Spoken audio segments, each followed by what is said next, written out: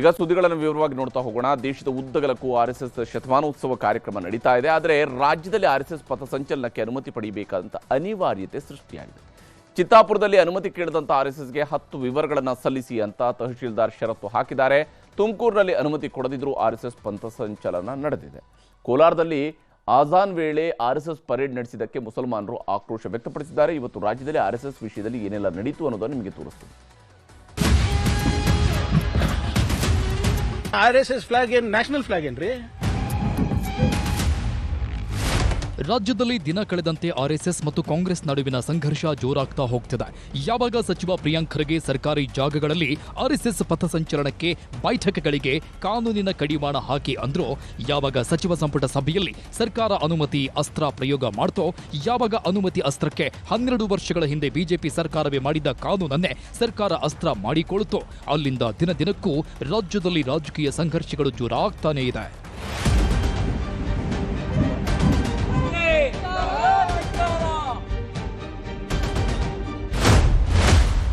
ಖರ್ಗೆ ಕ್ಷೇತ್ರದಲ್ಲಿ ನಾಳೆ ಆರ್ಎಸ್ಎಸ್ ಪಥಸಂಚಲನ. ಕಟ್ಟಿದ್ದ ಭಗವಧ್ವಜ ರಾತ್ರೋರಾತ್ರಿ ತೆರವು. ಸಚಿವ ಪ್ರಿಯಾಂಕ್ ಖರ್ಗೆ ಪ್ರತಿನಿಧಿಸುವ ಕಲಬುರಗಿ ಜಿಲ್ಲೆ ಚಿತ್ತಾಪುರ ವಿಧಾನಸಭೆ ಕ್ಷೇತ್ರದಲ್ಲಿ ನಾಳೆ ಆರ್ಎಸ್ಎಸ್ ಪಥಸಂಚಲನ ಕಾರ್ಯಕ್ರಮ ಆಯೋಜನೆ ಆಗಿದೆ. ಚಿತ್ತಾಪುರದ ಪ್ರಮುಖ ಬೀದಿಗಳಲ್ಲಿ ಭಗವಧ್ವಜಗಳನ್ನು ಹಾಕಲಾಗಿತ್ತು. ಆದರೆ ಭಗವಧ್ವಜಗಳು, ಕೇಸರಿ ಬ್ಯಾನರ್ಗಳು, ಕೇಸರಿ ಬಾವುಟಗಳನ್ನು ಪುರಸಭೆ ಅಧಿಕಾರಿಗಳು ರಾತ್ರೋರಾತ್ರಿ ತೆರವು ಮಾಡಿದ್ದಾರೆ. ಭಗವಧ್ವಜ ತೆರವು ಮಾಡಿದ್ದಕ್ಕೆ ಕಾರ್ಯಕರ್ತರು ಪುರಸಭೆ ವಿರುದ್ಧ ಧಿಕ್ಕಾರ ಕೂಗಿ ಆಕ್ರೋಶ ವ್ಯಕ್ತಪಡಿಸಿದರು.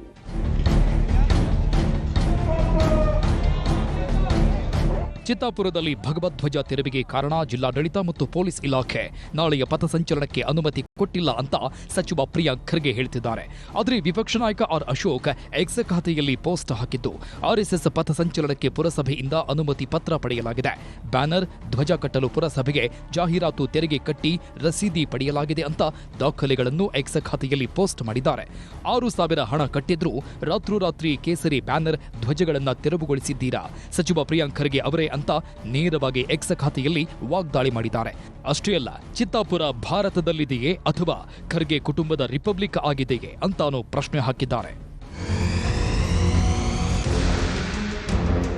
ಅಶೋಕ್ ಹಾಕಿರೋ ಎಕ್ಸ್ ಖಾತೆಯ ಹೇಳಿಕೆಗೆ ಚಿತ್ತಾಪುರದಲ್ಲಿ ಭಗವಧ್ವಜ ತೆರವುಗೊಳಿಸಿದ ವಿಷಯಕ್ಕೆ ಸಚಿವ ಪ್ರಿಯಾಂಕ್ ಖರ್ಗೆ ಉತ್ತರ ಕೊಟ್ಟರು. ಅನುಮತಿಯೂ ಕೇಳಿಲ್ಲ, ತೆರಿಗೆಯೂ ಕಟ್ಟಿಲ್ಲ ಅಂದಿದ್ದಾರೆ. ನೋಡಿ, ಆರ್ಎಸ್ಎಸ್ ಬ್ಯಾನರ್ ಇರಬಹುದು, ಆರ್ಎಸ್ಎಸ್ಸಿನ ಧ್ವಜ ಇರಬಹುದು, ಅಥವಾ ಆರ್ಎಸ್ಎಸ್ಸಿನ ಪಥಸಂಚಲನ ಇರಬಹುದು. ಪರ್ಮಿಷನ್ ತಗೊಳ್ಳಿ ಅಂತ ಕೇಳಿದ್ರು. ಪರ್ಮಿಷನ್ ತಗೊಂಡಿದ್ದಾರ? ಕಾರ್ಪೊರೇಷನ್ ಕಮಿಷನರ್ ಫೈನ್ ಹಾಕ್ತಾರೆ ಅನಧಿಕೃತ ಬ್ಯಾನರ್ಗಳಿಗೆ. ಅನಧಿಕೃತ ಬ್ಯಾನರ್ಗಳಿಗೆ ತೆರವು ಮಾಡಿಸೋ ತಪ್ಪ ಹೇಳಿ? ಅದು ಯಾರ್ದೇ ಇರಬಹುದು, ಫೈನ್ ಹಾಕ್ಲಿ. ಈಗ ಯಾರು ಮಾಡಿದಾರೆ ಅಂತ ಗುರುತಿಸ್ತೀವಿ, ಅವ್ರಿಗೆ ಫೈನ್ ಹಾಕ್ತೀವಿ. ಪರ್ಮಿಷನ್ ತಗೊಂಡು ಹಾಕ್ಲಿ, ಶುಲ್ಕ ಕಟ್ಲಿ ಕಾರ್ಪೊರೇಷನ್ಗೆ ಅಥವಾ ಮುನ್ಸಿಪಾಲಿಟಿಗೆ. ಏನ್ ಆರ್ಎಸ್ಎಸ್ ಫ್ಲಾಗ್ ಏನ್ ನ್ಯಾಷನಲ್ ಫ್ಲಾಗ್ ಏನ್ರಿ? ನ್ಯಾಷನಲ್ ಫ್ಲಾಗ್ ಅನಧಿಕೃತವಾಗಿ ಹಾಕ್ಬಿಟ್ಟು ಇವಾಗ ನನ್ನ ಮೇಲೆ ಗುಬ್ಬೆ ಕುಡಿಸ್ತಾರಾ? ಚಿತ್ತಾಪುರದಲ್ಲಿ ನಾಳೆ ಆರ್ಎಸ್ಎಸ್ ಪಥಸಂಚಲನ ನಡೆಯುತ್ತೆ ಅಂತ ಬಿಜೆಪಿ ನಾಯಕರು ಹೇಳುತ್ತಿದ್ದಾರೆ. ಈಗಾಗಲೇ ಸ್ಥಳೀಯ ಜಿಲ್ಲಾಡಳಿತಕ್ಕೂ ಅನುಮತಿ ಕೇಳಿದ್ದಾರಂತೆ. ಆದರೆ ಚಿತ್ತಾಪುರ ತಹಶೀಲ್ದಾರ್ ಇಲಾಖೆಯವರು ಅನುಮತಿ ಕೇಳಿರುವ ಆರ್ಎಸ್ಎಸ್ನವರಿಗೆ ಹಲವು ಪ್ರಶ್ನೆಗಳಿಗೆ ಉತ್ತರ ಕೇಳಿ ಮರುಪತ್ರ ಕಳಿಸಿದ್ದಾರೆ. ಆ ಪತ್ರದ ಮುಖ್ಯಾಂಶಗಳು ಹೀಗಿವೆ. ಪಥಸಂಚಲನದಲ್ಲಿ ಎಷ್ಟು ಜನ ಭಾಗವಹಿಸ್ತೀರಾ ಅಂತ ಮಾಹಿತಿ ನೀಡಿಲ್ಲ. ಯಾವ ತಾಲೂಕು ಜಿಲ್ಲೆಗಳಲ್ಲಿ ಪಥಸಂಚಲನ ಆಗ್ತಿದೆ ಮಾಹಿತಿ ಇಲ್ಲ. ಪಥಸಂಚಲನ ನಡೆಯುವ ಜಾಗದ ಮಾಲೀಕರ ಅನುಮತಿ ಪತ್ರವನ್ನ ಸಲ್ಲಿಕೆ ಮಾಡಿಲ್ಲ. ಶಾಂತಿ ಕಾನೂನು ಸುವ್ಯವಸ್ಥೆಗೆ ಧಕ್ಕೆ ಆಗದಂತೆ ಮುಂಜಾಗ್ರತೆ ವಹಿಸಿರೋ ಬಗ್ಗೆ ಮಾಹಿತಿ ಇಲ್ಲ. ಲಾಠಿ ಅಥವಾ ಆಯುಧಗಳು ಎಷ್ಟು ಬಳಕೆ ಆಗುತ್ತೆ ಅಂತ ಮಾಹಿತಿ ನೀಡಿರುವುದಿಲ್ಲ. ಆರ್ಎಸ್ಎಸ್ ಸಂಘಟನೆಯ ನೋಂದಣಿ ಪ್ರಮಾಣ ಪತ್ರದ ಪ್ರತಿಯನ್ನೂ ಸಲ್ಲಿಸಿಲ್ಲ. ಕಾರ್ಯಕ್ರಮದ ಮುಖ್ಯಸ್ಥರು ಜವಾಬ್ದಾರಿ ಹೊರುವ 10 ಜನರ ಬಗ್ಗೆ ಹೇಳಿಲ್ಲ. ಸಮಸ್ಯೆ ಆದಾಗ ಯಾರನ್ನ ತುರ್ತಾಗಿ ಸಂಪರ್ಕಿಸಬೇಕು ಮಾಹಿತಿ ಕೊಟ್ಟಿಲ್ಲ. ಪಥಸಂಚಲನದ ಮೂಲ ಉದ್ದೇಶ ಏನು ಅಂತಾನೂ ಮಾಹಿತಿ ಕೊಟ್ಟಿಲ್ಲ. ಎಲ್ಲ ಮಾಹಿತಿ ಕೊಟ್ಟ ಬಳಿಕ ಕಾನೂನಿನ ಅಡಿ ಅನುಮತಿಗೆ ಕ್ರಮ. ಇದೆಲ್ಲ ಮಾಹಿತಿಯನ್ನ ನಿಯಮಾನುಸಾರವಾಗಿ ಕ್ರಮ ನಿರ್ವಹಿಸ್ತೀವಿ. ಹೀಗೆ 10 ಪ್ರಮುಖ ಅಂಶಗಳನ್ನು ಉಲ್ಲೇಖಿಸಿ ಚಿತ್ತಾಪುರ ತಹಶೀಲ್ದಾರ್ ಕಾರ್ಯಾಲಯ ಅನುಮತಿ ಕೇಳಿದವರಿಗೆ ವಿವರಣೆ ಕೇಳಿ ಪತ್ರ ಕಳಿಸಿದೆ. ಇದೆಲ್ಲ ನೋಡ್ತಿದ್ರೆ ನಾಳೆ ಚಿತ್ತಾಪುರದ ಆರ್ಎಸ್ಎಸ್ ಪಥಸಂಚಲನಕ್ಕೆ ಅನುಮತಿ ಸಿಗುತ್ತಾ ಇಲ್ವೋ ಗೊತ್ತಿಲ್ಲ. ಭಗವಧ್ವಜ ತೆರವುಗೊಳಿಸಿದ್ದಕ್ಕೆ ವಿರೋಧವಂತೂ ವ್ಯಕ್ತವಾಗ್ತಿದೆ. ಇದಿಷ್ಟು ಚಿತ್ತಾಪುರದ ಕಥೆಯಾದ್ರೆ, ಇತ್ತ ಕೋಲಾರದಲ್ಲಿ ಆರ್ಎಸ್ಎಸ್ ಪಥಸಂಚಲನದ ವೇಳೆ ಗಲಾಟೆ ನಡೆದಿದೆ.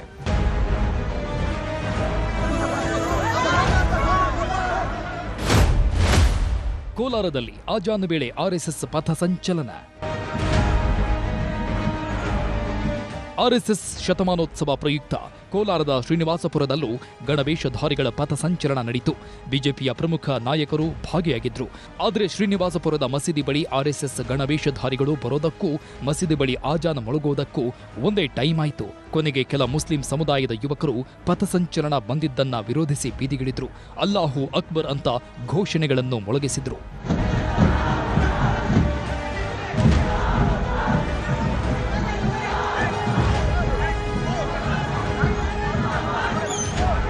ಒಂದು ಕಡೆ ಆರ್ಎಸ್ಎಸ್ ಪಥಸಂಚಲನ ಹೋಗ್ತಾ ಇದ್ರೆ, ಇನ್ನೊಂದು ಕಡೆ ಹಿಂದೂ ಮುಖಂಡರು ಮುಸ್ಲಿಂ ಸಮುದಾಯದವರ ಮಧ್ಯೆ ಮಾತಿನ ಚಕಮಕಿಯನ್ನು ನಡೆಯಿತು. ತಕ್ಷಣ ಎಂಟ್ರಿ ಕೊಟ್ಟ ಪೊಲೀಸರು ಎಲ್ಲರನ್ನೂ ಸಮಾಧಾನ ಮಾಡಿ ಪರಿಸ್ಥಿತಿ ಹತೋಟಿಗೆ ತಂದು ಎರಡೂ ಸಮುದಾಯದವರನ್ನು ಕಳಿಸಿಕೊಟ್ರು. ಕೋಲಾರದ ಕಥೆ ಇದಾದ್ರೆ, ತುಮಕೂರಲ್ಲಿ ಅನುಮತಿ ಇಲ್ಲದಿದ್ರೂ ಆರ್ಎಸ್ಎಸ್ ಪಥಸಂಚಲನ ನಡೆಯಿತು. ತುಮಕೂರಲ್ಲಿ ಅನುಮತಿ ಸಿಗದಿದ್ರೂ ಆರ್ಎಸ್ಎಸ್ ಪಥಸಂಚಲನ. ರಾಷ್ಟ್ರೀಯ ಸ್ವಯಂ ಸಂಘ ಆರ್ಎಸ್ಎಸ್ಗೆ 100 ವರ್ಷ ತುಂಬಿರುವ ಸಂಭ್ರಮವನ್ನ ದೇಶದಾದ್ಯಂತ ಆಚರಣೆ ಮಾಡಲಾಗ್ತಿದೆ. ಇವತ್ತು ಗೃಹ ಸಚಿವ ಪರಮೇಶ್ವರ್ ಅವರ ತವರು ಜಿಲ್ಲೆ ತುಮಕೂರಿನ ಸರ್ಕಾರಿ ಜೂನಿಯರ್ ಕಾಲೇಜು ಮೈದಾನದಿಂದ ನಗರದ ಪ್ರಮುಖ ರಸ್ತೆಗಳಲ್ಲಿ ಆರ್ಎಸ್ಎಸ್ ಪಥಸಂಚಲನಕ್ಕೆ ಸಿದ್ಧತೆಗಳಾಗ್ತಿತ್ತು. ಬೆಳಿಗ್ಗೆ ತುಮಕೂರು ನಗರ ಶಾಸಕ ಜ್ಯೋತಿ ಗಣೇಶ್, ತುಮಕೂರು ಗ್ರಾಮಾಂತರ ಶಾಸಕ ಸುರೇಶ್ ಗೌಡ ಸೇರಿದಂತೆ ಬಿಜೆಪಿ ನಾಯಕರು ಪಥಸಂಚಲನಕ್ಕೆ ಅನುಮತಿ ಕೇಳಿದ್ರು. ಆದರೆ ಜಿಲ್ಲಾಡಳಿತ ಅನುಮತಿ ಕೊಡಲಿಲ್ಲ. ಆದರೂ ಸರ್ಕಾರಿ ಜೂನಿಯರ್ ಕಾಲೇಜು ಮೈದಾನದಲ್ಲೇ ಸಂಜೆ ಹೊತ್ತಿಗೆ ಸಾವಿರಾರು ಗಣವೇಷಧಾರಿಗಳು ಸೇರಿದ್ರು. ಅನುಮತಿ ಸಿಗದಿದ್ರೂ ಸರ್ಕಾರಕ್ಕೆ ಸವಾಲೆಸೆದು ತುಮಕೂರಿನ ಬೀದಿಗಳಲ್ಲಿ ಪಥಸಂಚಲನ ಮಾಡಿದ್ರು. ಅಚ್ಚರಿ ಏನಂದ್ರೆ, ಆರ್ಎಸ್ಎಸ್ ಪಥಸಂಚಲನಕ್ಕಾಗಿ 3 ಗಂಟೆಗಳ ಕಾಲ ರಸ್ತೆಯನ್ನೇ ಬಂದ್ ಮಾಡಿ ಪೊಲೀಸರು ದಾರಿ ಮಾಡಿಕೊಟ್ರು.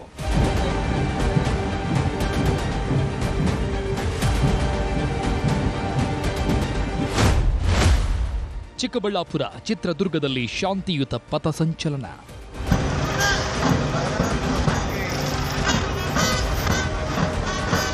ಚಿಕ್ಕಬಳ್ಳಾಪುರ ಜಿಲ್ಲೆಯ ಚಿಂತಾಮಣಿಯಲ್ಲಿ ಆರ್ಎಸ್ಎಸ್ನವರು ಪಥಸಂಚಲನಕ್ಕೆ ಅನುಮತಿ ಕೇಳಿದ್ರು. ಚಿಂತಾಮಣಿ ತಾಲೂಕು ಆಡಳಿತ ಮತ್ತು ಪೊಲೀಸ್ ಇಲಾಖೆ ಅನುಮತಿ ಕೊಟ್ಟಿತ್ತು. ಹೀಗಾಗಿ ಚಿಂತಾಮಣಿಯಲ್ಲಿ ಆರ್ಎಸ್ಎಸ್ ಪಥಸಂಚಲನ ಯಶಸ್ವಿಯಾಗಿ ನಡೆಯಿತು. ಇನ್ನು ಚಿತ್ರದುರ್ಗದ ಚಳ್ಳಕೆರೆಯಲ್ಲೂ ಅಷ್ಟೇ ಗಣವೇಶ ತೊಟ್ಟು ಲಾಠಿ ಹಿಡಿದ ಸ್ವಯಂ ಸೇವಕರು, ಬಿಜೆಪಿ ಪ್ರಮುಖರು ಪಥಸಂಚಲನದಲ್ಲಿ ಭಾಗಿಯಾಗಿದ್ರು. ಎರಡೂ ಕಡೆ ಪೊಲೀಸ್ ಭದ್ರತೆಯನ್ನು ಹಾಕಲಾಗಿತ್ತು.